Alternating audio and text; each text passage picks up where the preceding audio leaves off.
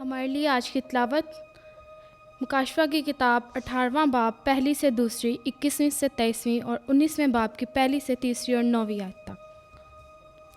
इन बातों के बाद मैंने एक और फरिश्ते को आसमान पर से उतरते देखा, जिसे बड़ा इख्तियार था और ज़मीन उसके जलाल से रोशन होगी।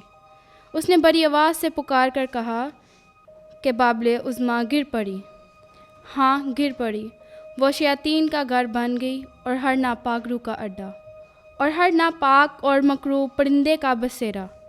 फिर एक ज़ोरावर फरिश्ते ने खरास के पट की मानित एक बड़ा पत्थर उठाया और ये कहकर समुंदर में फेंका, शहर अज़ीम बाबल इस तरह ज़ोर से फेंका जाएगा और फिर कभी पाया ना जाएगा, और बरबद नवाज़ों और गाने बजाने वालों और बांसुरी बजाने वालों और नरसुंगा फूंकने वालों की आवाज़ तुझ में फिर कभी सुनाई ना देगी, और किसी भी फ़न का कोई माहिरा तुझ में फिर पाया ना जाएगा, और चक्की की आवाज़ तुझे फिर ना कभी सुनाई देगी, और फिर तुझ में चिराग कभी रोशन ना होगा, और फिर तुझ में दूल्हा और दुल्हन की आवाज़ कान तक ना पहुँचेगी, क्योंकि तेरा सौदागर ज़मीन के अमर थे और तेरी जादूगिरी से ज़मीन की सब कौमें फ़रेब खा गई।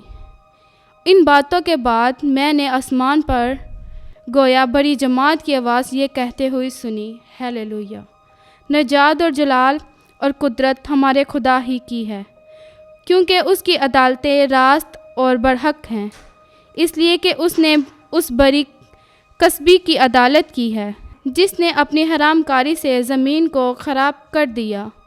उसने अपने बंदों का खून का बदला इसलिए लिया है। फिर दूसरी बार उन्होंने कहा, हालेलुया, उसका धुआं अब्दुल अबाद तक उठता रहेगा। और उसने मुझसे कहा, लिखो, मुबारक है वो जो बरे की शादी की ज़ियाफ़त में बुलाए गए हैं। और उसने मुझसे कहा कि ये खुदा की सच्ची बातें हैं।